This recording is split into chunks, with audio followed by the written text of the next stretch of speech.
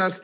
Le agradezco a nuestro amigo Julián Atilano, sociólogo, analista político, miembro de esta familia Sin Censura, que nos acompañe para abordar estos temas. ¿Cómo estás, Julián? Te saludo con mucho gusto. ¿Qué tal, querido Vicente? También te saludo, te mando un gran abrazo a ti y a esta espectacular familia de Sin Censura. Oye, ¿cómo ves a Loret, que dice que el enemigo número uno del periodismo es Andrés Manuel López Obrador? Pero bueno, depende de qué periodismo. Creo que le faltó definir al conocido como los montajes, Julián. Pues yo no creo que sea el principal enemigo, más bien yo creo que es lo mejor que le ha pasado al periodismo golpista, porque gracias a López Obrador han ganado mucho dinero. Hay algo que se llama clickbait, y es cuando pones un titular sensacionalista, como lo hace Loret de Mola todo el tiempo, para que la gente vaya y consuma y pues se encuentre con pues hay un montón de mentiras, porque mira, además lo que comenta Loret de Mola en este texto que señalas, textualmente dice, López Obrador amenaza a la libertad de expresión. A ver, en este sexenio, ¿cuántos periodistas han renunciado o los han renunciado por una orden presidencial como ocurría en cualquier otro sexenio? Era algo muy común. Es más, en el momento más épico, en el momento más autoritario del régimen priista, ni siquiera había libertad de expresión, ni siquiera había otras posturas, otros ángulos dentro del periodismo, simplemente estaban los del régimen y se podía hablar de un tema o no se podía hablar de un tema, y ahí estaban los voceros como Zabludovsky, por ejemplo. Después se empezó a hacer una aparente apertura en los medios a partir de Vicente Fox, pero era pura mentira, porque las dos veces que le pidieron la renuncia a Carmen Aristegui fue en ese periodo, fue durante ese periodo del 2000 a 2018. Entonces, ahora venir y decir que López Obrador está atentando contra la libertad de expresión me parece una noticia descabellada, es algo que no está pasando, al contrario, en este momento hay una apertura de los medios, hay una apertura muy importante, y lo que sucede es que este tipo de periodistas, pues como ya no están recibiendo el chayote, como ya no están recibiendo dinero, pues están muy molestos. Yo me pregunto, ¿qué pasaría si el día de mañana, desde Presidencia de la República, abren la llave como sucedía antes y empiezan a repartir el dinero? Estoy seguro que el día de mañana el país para esa prensa sería otro. El país sería una maravilla. El presidente sería un demócrata. Es decir, esto es una cuestión de dinero, es una cuestión del chayote. Oye, Julián, y el presidente hoy vuelve a señalar que de forma muy simulada o velada, Carmen Aristegui hacía buena lo del AMPA del periodismo. Hoy vuelve a arremeter el presidente, bueno, arremeter es una palabra muy, muy fuerte. Vuelve a hablar el presidente y exhibir esto que nos tiene aquí, el tema de Carmen Aristegui, una mujer que para muchos había sido un referente y que se está enfrentando a un presidente que dice que están mintiendo y que le están dando vuelo a investigaciones que no se sostienen. Hoy Carmen Aristegui, yo insisto en esto, continúa dándole vuelo a la investigación. Hoy entrevista a Penilei Ramírez, la reportera de Univisión, la columnista del periódico Reforma, sobre este tema y los otros millones, dice Penilei Ramírez, de Baker Hughes, que le ha entregado el gobierno a esta petrolera. Mira, Vicente, quisiera citar palabras más, palabras menos, aquella frase que en algún momento dijo el presidente Correa, el expresidente Correa de Ecuador. Si la prensa hace golpeteo político, si la prensa juega, no en el ámbito del periodismo, sino en el ámbito de la política, que entonces aprenda y que espere respuestas políticas. Y eso es lo que estamos viendo desde la presidencia. Vuelvo otra vez con el ejemplo del antes y el ahora. Antes los presidentes de entrada no se exponían como lo hace López Obrador de manera diaria y en conferencias de prensa, mandaban boletines y la forma de presionar era mediante el chayote y además mediante ejercicios coercitivos como pedir la cabeza de algún periodista. ¿Y ahora qué vemos? Ya no está el chayote, ya no vemos esos ejercicios de represión, y lo que vemos es un presidente que le habla de frente al periodismo, pero sobre todo al periodismo golpista. Y parece que en una democracia hay gente que no ve esto con buenos ojos porque simplemente no estábamos acostumbrados a la pluralidad y la democracia. Pero lo que no está pasando es que el presidente pida la cabeza de nadie. Penny Lane, incluso, que es una golpista, lo sabemos perfectamente, es alguien que está impulsando un golpe blando, como se le llama a esta forma de desestabilizar a un gobierno, que no es a partir de las fuerzas policíacas o militares, sino a partir de los medios de comunicación.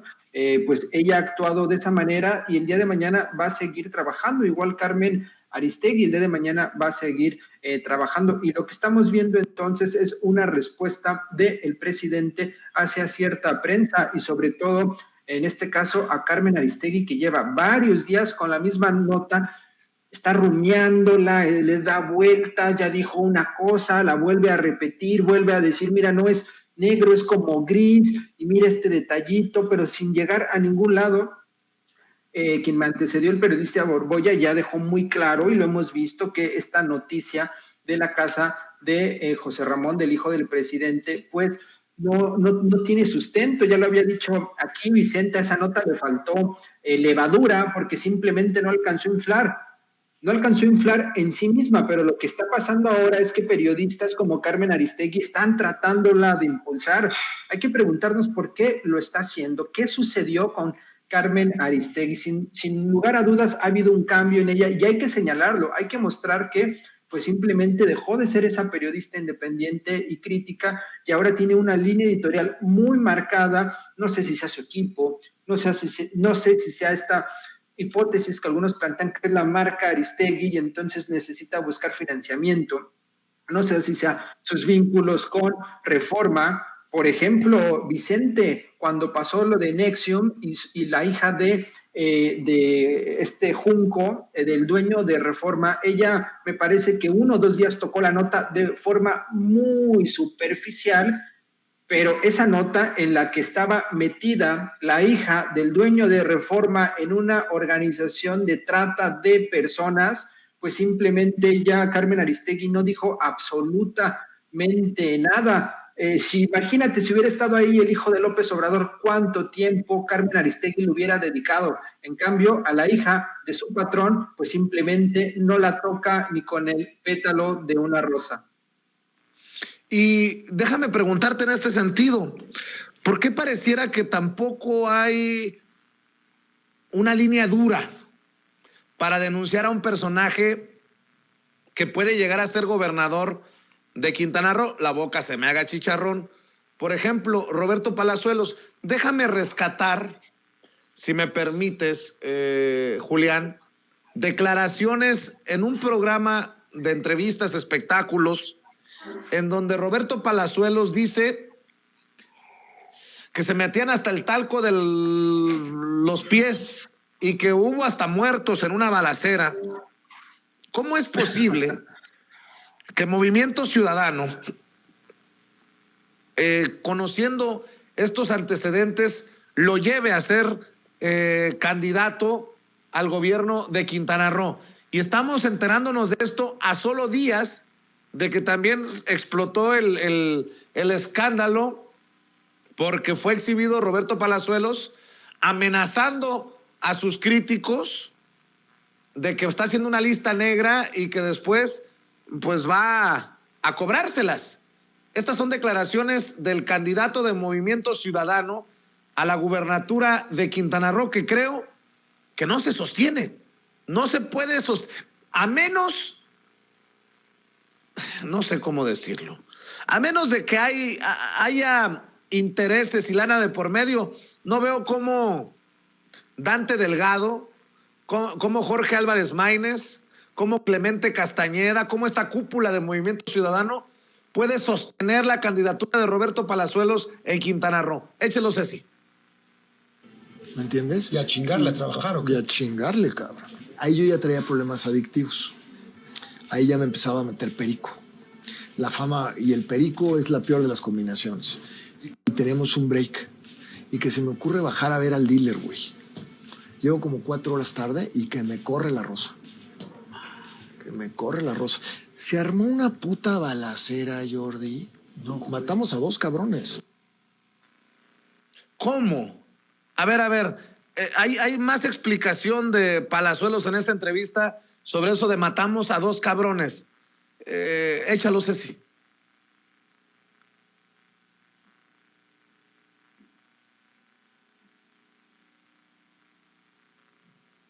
A tocar ahí. Yo traía una 380 con una aportación de la Secretaría de la Defensa, que es el calibre que puedes portar. Traía un teniente del ejército con una 9 milímetros de uso exclusivo y traía un amigo mío colombiano mafiosón con otra 9, más chueca que él, güey, ¿no?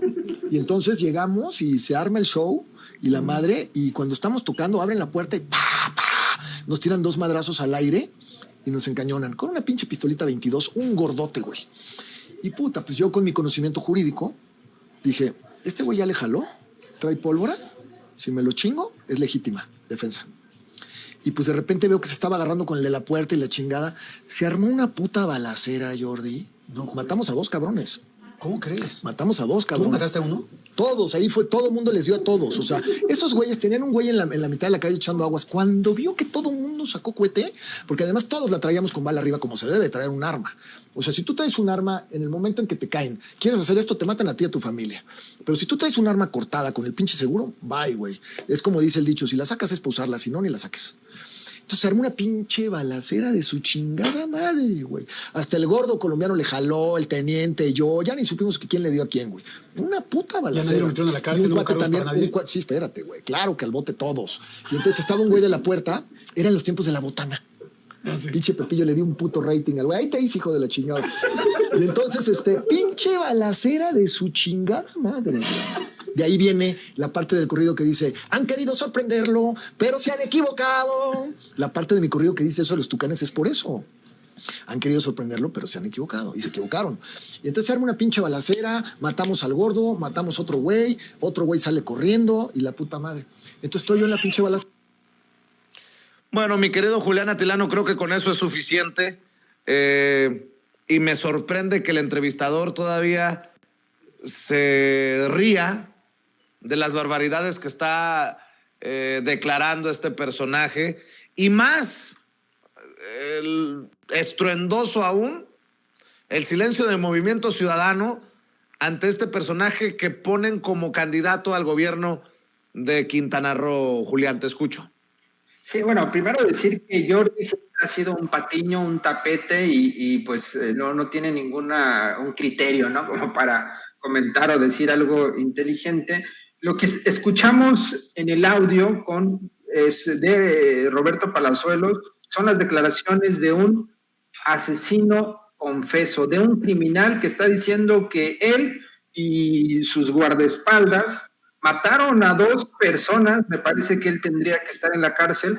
Yo lo que veo con el Movimiento Ciudadano es un patrón, es el de promover candidatos psicópatas y narcisistas. Samuel, Palazuelos, Enrique Alfaro, y además que sobre los 3 ha habido comentarios, incluso se ha documentado periodísticamente que han tenido o que tienen, habrá que investigar cuál es el estado actual, nexos con el narcotráfico. En el caso de Alfaro se ha dicho que ha tenido nexos con el narcotráfico. Es más, si uno empieza a observar el crecimiento que ha tenido el cártel Jalisco Nueva Generación, pues ha sido a partir de que él llegó como gobernador. Mataron hace 2 años al exgobernador Aristóteles y en este momento no hay ningún detenido, Vicente. Con Samuel lo mismo, se decía que un familiar suyo era un narcotraficante. Ahora vemos que Palazuelos, pues, además, como dices, de meterse hasta el calco de los pies, pues parece que está vinculado con una mafia que no sabemos cuál es, y algo muy grave, y es que en Quintana Roo estamos en un momento muy caliente. Estamos viendo las noticias, parece que se está disputando la plaza, es uno de los estados más críticos, más rojos. Imagínate que llegue un gobernador que, además de haber dicho que admira al Chapo Guzmán, ya confesó que asesinó a 2 personas. Me parece totalmente crítico lo que está sucediendo, y además que Dante Delgado no salga a decir nada. Y es que, a ver, Movimiento Ciudadano es un partido deleznable, es un partido pésimo, es un partido que no merece ningún respeto. Hay que distinguir entre los promocionales que tiene, en donde se dicen muy progresistas, muy de izquierda, y la realidad. Y la realidad es que Movimiento Ciudadano impulsa este tipo de candidaturas para tratar de jalar votos, no les importa la construcción de las bases. A ver, le pregunto a la audiencia de Sin Censura, ¿cuál es la ideología de Movimiento Ciudadano? ¿Es un partido de izquierda? ¿Es un partido de derecha?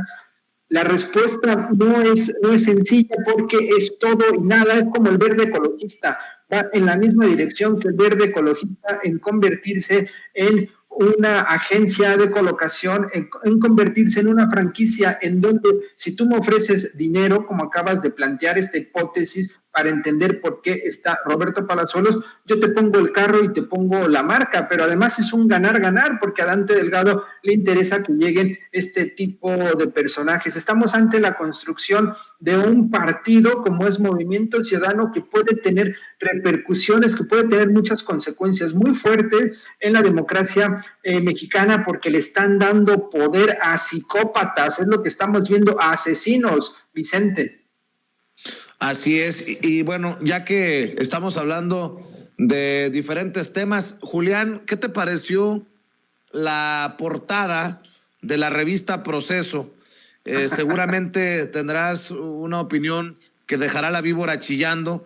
A mí en lo particular me llama la atención cómo en la revista Proceso usan, o la revista Proceso usa a Cuauhtémoc Cárdenas, o Cuauhtémoc Cárdenas usa la revista Proceso, pero es una portada muy crítica del presidente Andrés Manuel López Obrador y su gobierno, con un Cuauhtémoc Cárdenas, un líder histórico, que dice que México está en un tobogán de deterioro.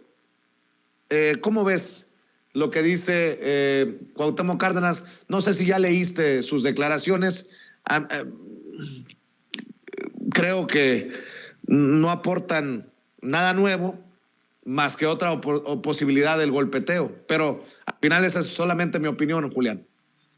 No, la comparto perfectamente. Mira, Cuauhtémoc Cárdenas es uno de los grandes mitos contemporáneos de la historia política mexicana.